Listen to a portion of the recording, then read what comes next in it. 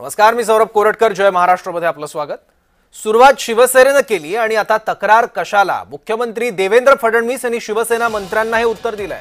तुम्ही केलं की योग्य आणि भाजपनं केलं की चूक कसं, असंही फडणवीसांनी शिवसेना मंत्र्यांना म्हटलंय. कल्याण डोंबिवलीमध्ये काही शिवसेनेच्या स्थानिक नेत्यांना भाजपने पक्षात प्रवेश दिला आणि त्यावरून शिवसेना मंत्र्यांची नाराजी बघायला मिळाली.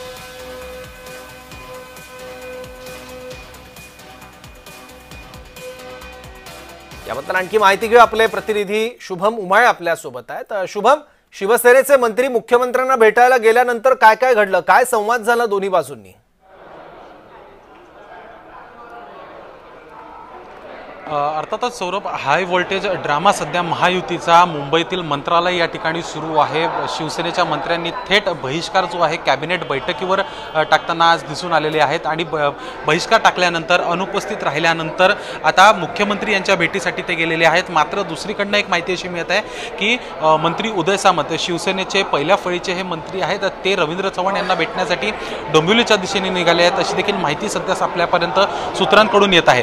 अशामध्येच शिवसेनेचे मंत्री जे आहेत ते सर्व मुख्यमंत्र्यांच्या भेटीसाठी त्या ठिकाणी गेले आहेत आणि त्यांच्यामध्ये चर्चा जी आहे ती त्या ठिकाणी सुरू आहे. अजून ते तिकडनं आल्याची माहिती सध्या आपल्यापर्यंत नाही आहे. त्यामुळे त्यांच्या बैठकीमध्ये त्यांनी काय तक्रारी केलेल्या आहेत, मुख्यमंत्र्यांनी नेमकं त्यांना काय आश्वासित केलेलं आहे हे नेमकं अजूनपर्यंत समजलं जरी नसलं तरी पण महायुतीमध्ये धुसफूस जी आहे ती आता थेट समोर येताना दिसून येत आहे. आणि त्यामध्ये स्वतः महायुतीचे मुख्य नेते असलेले शिवसेनेचे मुख्य नेते एकनाथ शिंदे हे त्यांच्याच मंत्र्यांवर आता नाराज झालेले आहेत.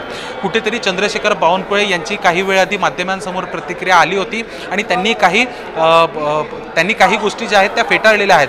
पण कुठेतरी मंत्र्यांनी बैठकीला न जाणं, कॅबिनेट बैठकीला न जाणं हाच एक सर्वात मोठा पुरावा जो आहे तो सध्या समोर आलेला दिसून येत आहे. आणि एकनाथ शिंदे हे नाराज आहेत त्यांच्या मंत्र्यांवर असं देखील समजून येत आहे. पण अशामध्येच नेमकी नाराजी काय आहे याचं शोध कार्य जेव्हा समोर गेलं तेव्हा लक्षात आलं की कुठेतरी महायुतीमधील जे कॉमन मिनिमम प्रोग्राम जो त्यांचा ठरला होता, महायुतीचा सर्व नियम जे ठरले होते ते कुठेतरी पाळत नाही आहेत. आणि त्याच्यावर भारतीय जनता पक्षाकडनं उत्तर आलं की सुरुवात ही शिवसेनेने केली होती आणि त्यामुळे आता आम्ही केलं तर त्याच्यात अयोग्य काय, असा प्रश्न त्यांच्याकडनं उपस्थित होत होता.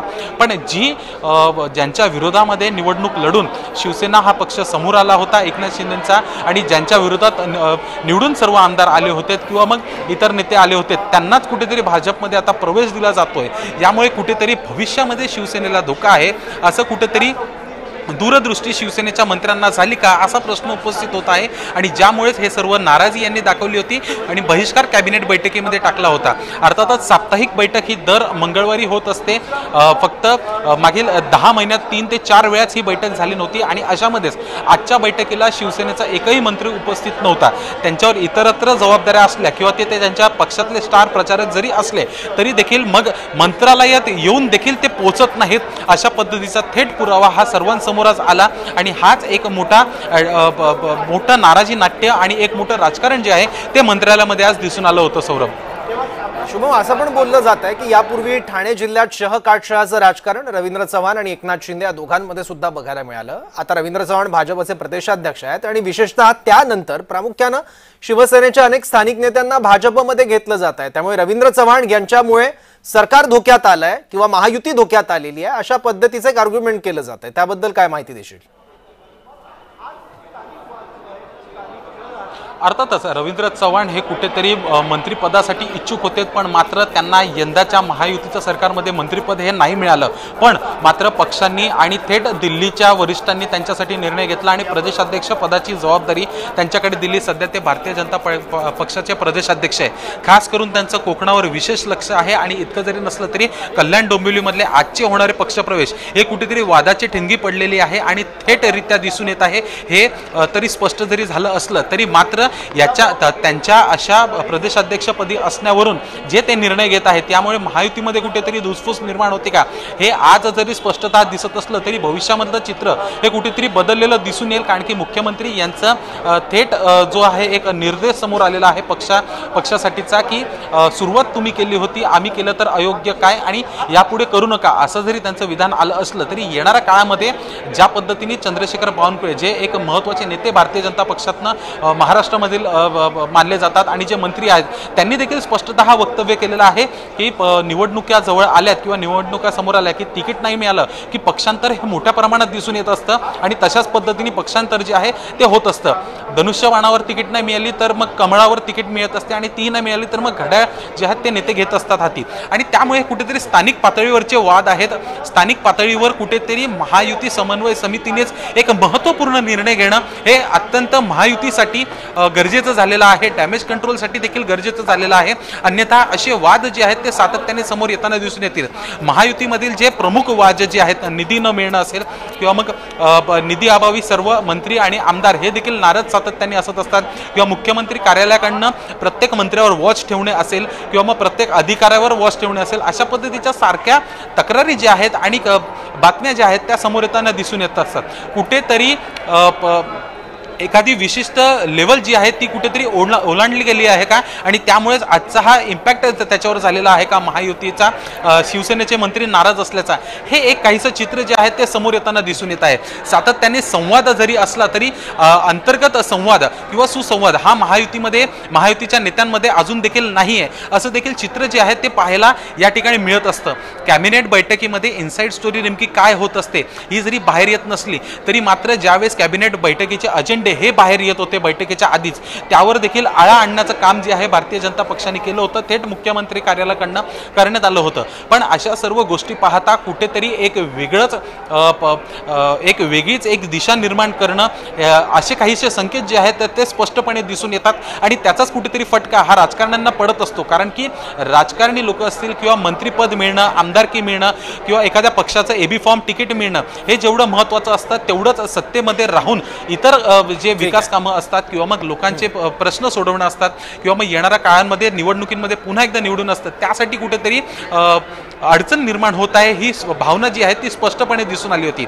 एकनाथ शिंदे यांच्यासोबत जे मंत्री आज उपस्थित आहेत किंवा मग त्यांच्या सोबतीला आहेत त्यांनी कुठेतरी उद्धव ठाकरे यांचा त्रास होत असल्या कारणाने शिवसेनेतनं फूट जी आहे ती निर्माण झाल्यानंतर त्यांच्यासोबत गेले। पण आता पण हे एक नवीन काहीसं चित्र किंवा हा एक तिसरा पर्याय आहे का की महायुतीच्या बैठकींनाच उपस्थित न राहणं हा देखील एक महत्त्वाचा प्रश्न उपस्थित होतो। सौरभ बरोबर, ठीक आहे शुभम, आणखी काही महत्त्वाच्या बातम्या आहेत ज्याबद्दल माहिती घेण्यासाठी मला पुन्हा तुझ्याकडे यायचं आहे, पण आपण काही वेळापूर्वी भाजपच्या प्रवक्त्यांची सुद्धा याबद्दल प्रतिक्रिया घेतलेली होती, त्यांनी नेमकं काय म्हटलंय ते बघूयात।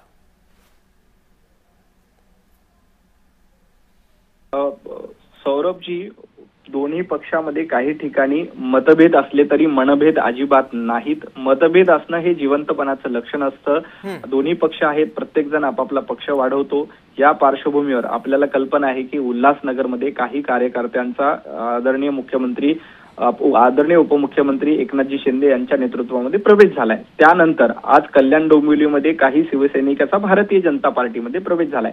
या पार्श्वभूमीवर काही ठिकाणी मतभेद निश्चित आहेत, परंतु मुख्यमंत्री देवेंद्रजी, उपमुख्यमंत्री एकनाथजी शिंदे हे बसून हे मतभेद दूर करण्याचा प्रयत्न करतील। आम्ही महायुती म्हणून जास्तीत जास्त ठिकाणी एकत्रित लढण्याचा प्रयत्न करतोय। लोकांचे आशीर्वाद महायुतीलाच आहेत। आपण बघितलं की विधानसभेच्या निवडणुकीला असो किंवा यानंतर झालेल्या सगळ्या निवडणुकीमध्ये महायुतीसोबत जास्तीत जास्त लोकांचा पाठिंबा आहे। आमचा प्रयत्न आहे की महाविकास आघाडीला या सगळ्यापासून दूर ठेवणं। त्यासाठी एकनाथजी शिंदे, अजितदादा पवार या सगळ्यांना सोबत घेऊन आम्ही लढतोय। काही ठिकाणी कार्यकर्त्यांच्या आग्रहाखातर जास्तीत जास्त जागा मिळाव्या, प्रत्येक महापालिकेमध्ये आपल्याला जास्त स्थान मिळावं असा आग्रह भारतीय जनता पार्टीच्या कार्यकर्त्यांचा असतो, तसा एकनाथजी शिंदे यांच्या कार्यकर्त्यांचाही असतो। यातून काही ठिकाणी थोडेसे मतभेद असले तरी मनभेद नाहीत आणि हे मतभेद दूर करण्याचा प्रयत्न मुख्यमंत्री देवेंद्रजी फडणवीस निश्चितपणे करतील। एकनाथजी शिंदे सुद्धा मोठे नेते आहेत, तेही या सगळ्यामध्ये सामंजस्याने निर्णय घेतील आणि कुठेही महायुतीमध्ये बेबनाव होणार नाही। आणि याबद्दल प्रतिक्रिया जाणून घेण्यासाठी काँग्रेसचे प्रवक्ते अतुल लोंढे आपल्यासोबत आहेत। अतुल लोंढे, तुम्ही बघत आहात की पक्षप्रवेशावरून भाजप आणि शिवसेनेत कशा पद्धतीने कुरबुरी सुरू आहे, विरोधी पक्षाचे नेते म्हणून तुम्ही कसं बघता याकडे? नाही, गँगवॉर सुरू आहे। भ्रष्टाचार यांनीच काढले एक दुसऱ्याचे, आमचं तर काही नव्हतं, यांनीच दिलं आणि यांनी भ्रष्टाचार एक दुसऱ्याचे काढले म्हणून ते मीडियामध्ये खूप दिसलंही। आता याच्यामध्ये महत्वाची गोष्ट अशी आहे की ते सांगतात की जनतेचा आशीर्वाद आहे। तुम्ही शेतकऱ्यांना कर्जमाफीचं बोलले होते, संपूर्ण कर्जमाफी ती केली नाही तरी तुम्हाला आशीर्वाद आहे। तुम्ही सांगितलं आम्ही पेपर लीक थांबवून नोकऱ्या काढू, रिक्रुटमेंट सुरू करू, अजूनपर्यंत केलं नाही तरी तुम्हाला आशीर्वाद आहे। तुम्ही विद्यार्थ्यांवर लाठीकाठ्या चालवल्या, विद्यार्थ्यांनी आपल्या न्यायासाठी मोर्चे केले तरी तुम्हाला त्यांचा आशीर्वाद आहे. महागाई कमी झाली नाही, तुम्ही खोटं बोलता की महागाई कमी झालेली आहे, तरी तुम्हाला लोकांचा आशीर्वाद आहे. तुम्ही सोयाबीनचा रेट हा 6,000 रुपये देणार होते, सोयाबीनचा शेतकऱ्याची काय अवस्था आहे सगळ्यांना माहिती आहे, तरी तुम्हाला आशीर्वाद आहे. एवढं पूर परिस्थिती आली, दिवाळीच्या पहिले सगळे तुम्ही देणार होते नुकसान भरपाई, पण दिवाळीच्या पूर्वी काय झालेलं आहे, शेतकऱ्यांची काय अवस्था आहे, शेतकऱ्यांनी मागणी सोडलाय तरी यांना जनतेचा आशीर्वाद आहे. हे सगळं जे आहे हे यांना निवडणूक आयोगाचा आशीर्वाद आहे आणि त्याच्यामुळे यांची जी बदमाशी आहे ना तेवढी पुढे आलेली आहे.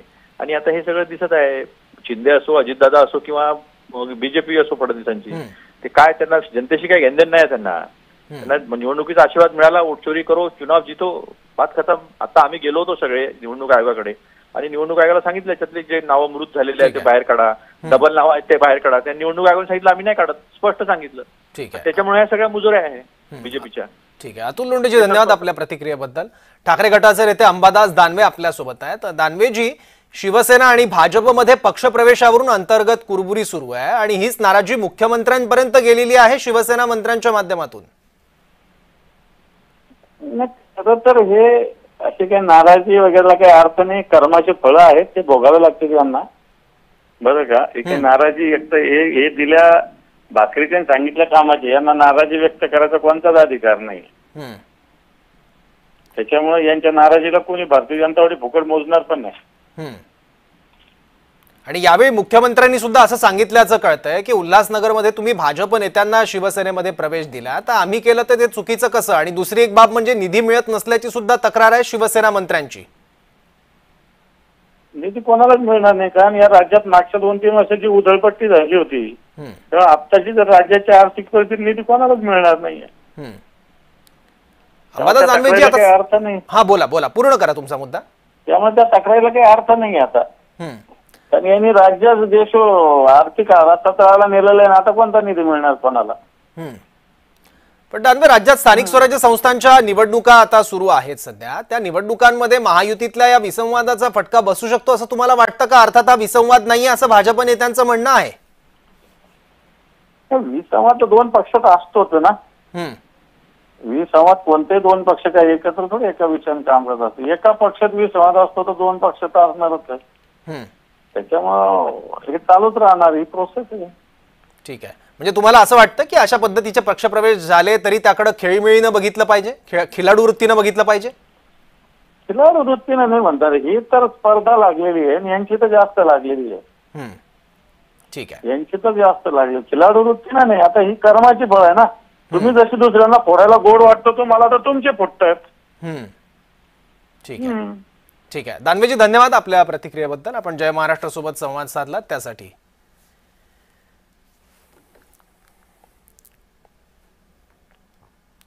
तर सुरुवात शिवसेनेने केली आणि आता तक्रार कशाला असा सवाल मुख्यमंत्र्यांनी शिवसेना मंत्र्यांना केल्याची माहिती आहे, कारण मुख्यमंत्र्यांना भेटण्यासाठी गेले होते शिवसेनेचे सर्व मंत्री.